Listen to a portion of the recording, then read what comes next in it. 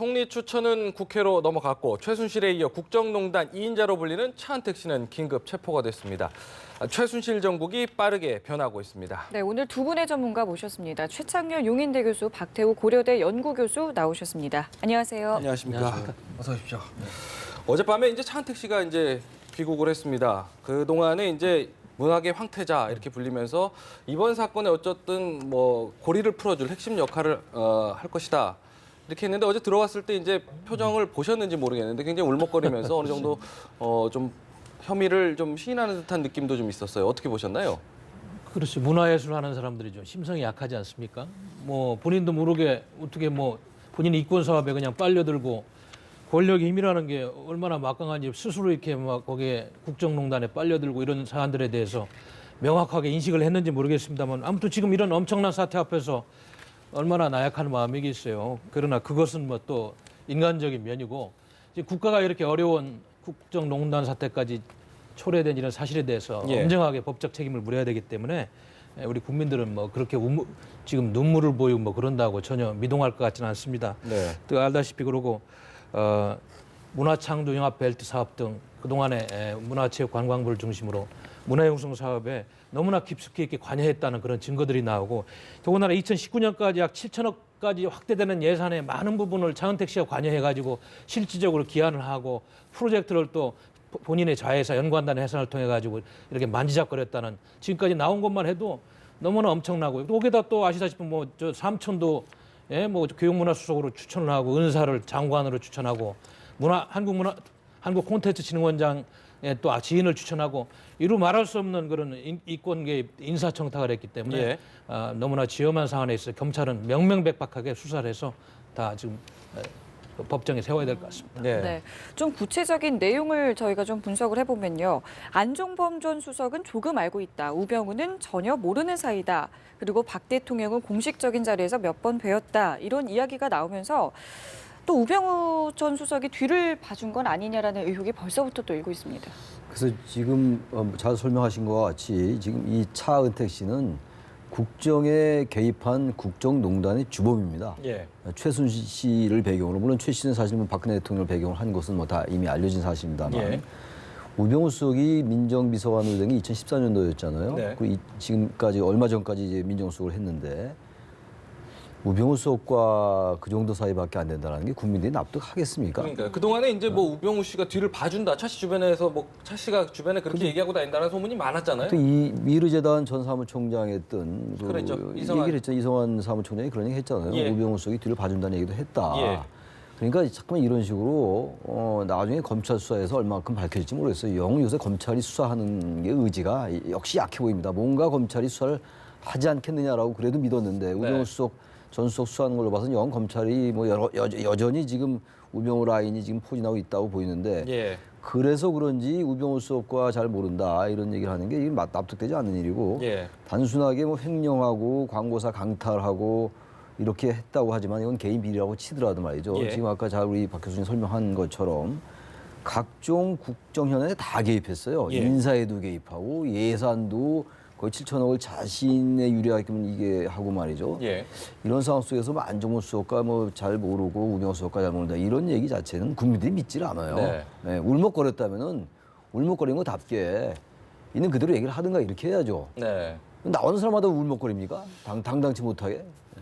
그러니까 그동안 이제 혐의와 관련해서 이제 어쨌든 차은택 씨에 대한 검찰의 조사 내용, 수사 내용이 어떻게 좀 진행이 되느냐에 따라서 이번 어쨌든 사건도 크게 좀 많이 좀 변화가 있을 것 같습니다. 이런 가운데요. 어제 이제 사실 박근혜 대통령이 어떻게 보면은 뭐 일각에서는 그렇게 얘기합니다. 모욕을 감수하고 왜 그러냐면 이제 국회에 방문했을 때 야당에서 이제 피켓을 들고 하야하라 이런 시위까지 했었거든요. 이제 모욕을 감수하고 이제 국회를 방문해서 어제 이제 총리 후보 임명을 내각이라든지 이런 것을 모든 걸 맡기겠다. 국회 추천 총리 후보에게 맡기겠다 이렇게 얘기를 했거든요. 전국의 수습에 돌파가 좀 마련됐다라고 보시는지 궁금합니다. 저는 대통령이 국회에 이렇게 가가지고 국회의장을 만나서 민의정당에서 그렇게 말씀하신 거는 일단 이 전국을 푸는 실타래를 하나 풀었다 이렇게 봅니다. 이제 공은 또 다시 야당한테 국회한테 넘어와 있어요. 특히 야당한테 넘어와 있는 것 같고요.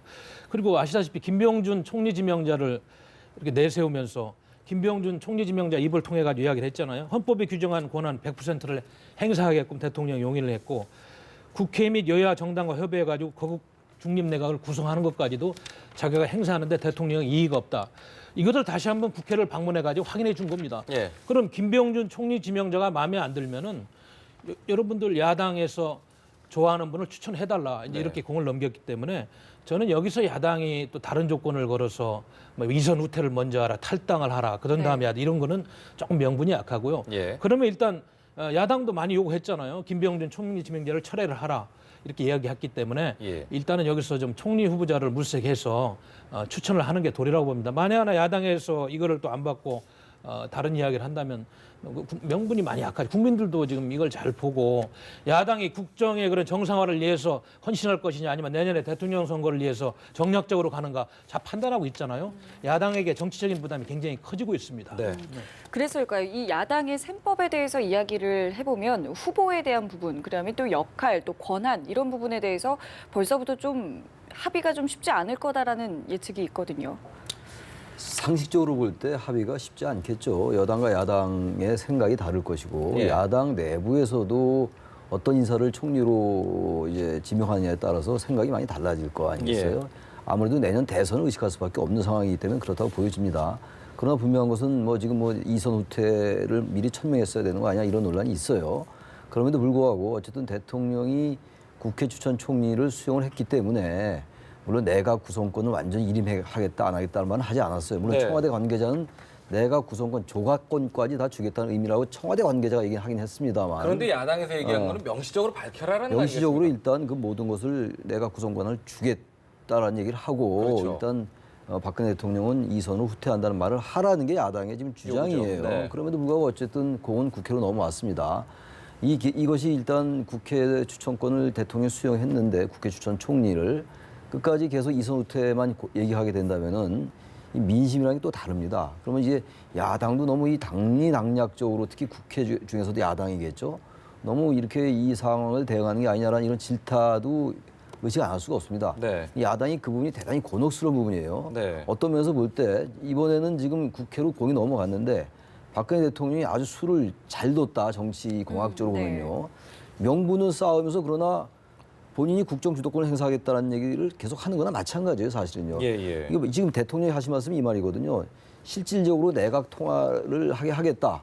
그건 헌법 86조 2항에 그대로 나와 있는 거거든요. 예. 대통령의 명을 받아 행정각부를 통할한다라는 게 국무총리에 관한 권한이란 말이죠. 예. 근데 내각을 통할하는 것을 어떻게 하는 게 내각 통할이냐라는 거에 있어서는 상황이 완전히 달라지는 거거든요. 네. 지금 사실상 국민들은 심정적 탄핵 이런 걸 다 생각하고 있는 거 아니겠습니까? 네. 여야 마찬가지입니다, 이 부분은. 네.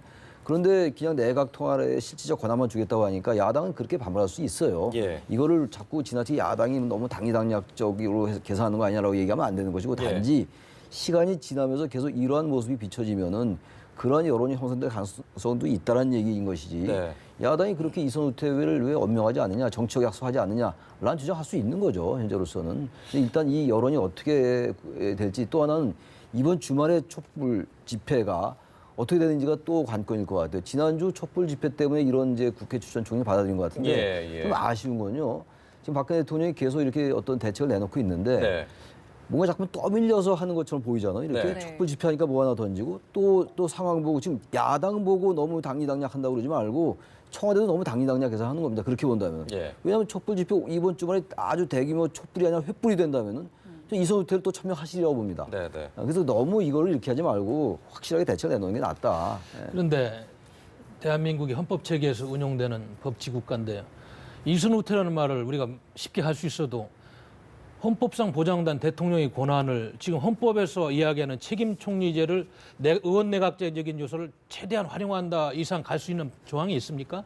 이 역시 지금 여야가 만나가지고 예를 들면 조각권 같은 경우도 그럼 무슨 장관은 누가 서로 추천하면서 조합을 해서 예. 총리한테 이름하는 이런 앞으로 협상의 과정이 더 중요한 거지.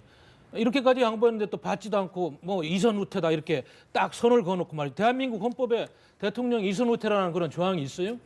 헌법이 허용하는 범위 내에서 법을 만드는 국회는 헌법을 존중하면서 최대한 그 공간을 협상을 통해 가지고 만들어 가지고 또 부족한 게 있으면 요청을 하고 이런 과정이 필요한 거예요. 국민들은 그렇게 조그만 거지만 대화를 통해 가지고 성실하게 풀어가는 과정을 보고 싶지.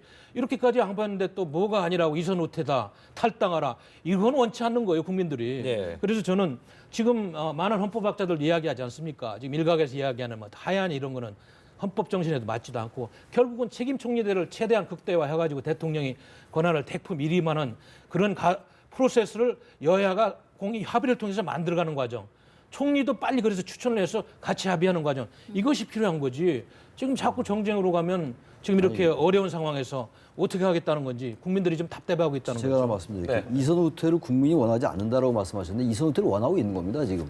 아니 지지율 5%라는 게 뭘 얘기하는 겁니까? 이게 바로 이선 후퇴를 원하는 것이고 박 교수님 말씀이 일리가 있어요. 우리 헌법 구조에서 예. 책임 총리라는 말은 법률적 용어도 아니에요.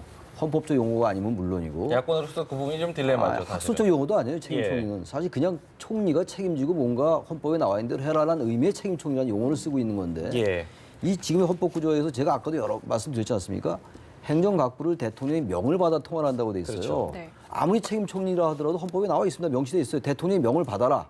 그렇기 때문에 야당은 사실 이 부분에 있어서 대단히 곤혹스러운 겁니다. 예, 알겠습니다. 지금 뭐 이런 상황에서 지금 어떻게 아직까지는 뭐 특별한 해법을 좀 만들어내지 못하고 있습니다. 야당도 지금 세 당이 만나서 지금 현재 총리 추천과 관련해서 이런저런 어떤 대책을 좀 논의하는 것 같은데 답이 나오면 뭐 다음에 한 번 또 모셔서 내일 한 번 또 모셔서 더 이야기 나눠보겠습니다. 오늘은 미국 대선 이야기 때문에요. 조금 더 여기서 이야기를 마무리하겠습니다. 지금까지 말씀 나누신 두 분 고맙습니다.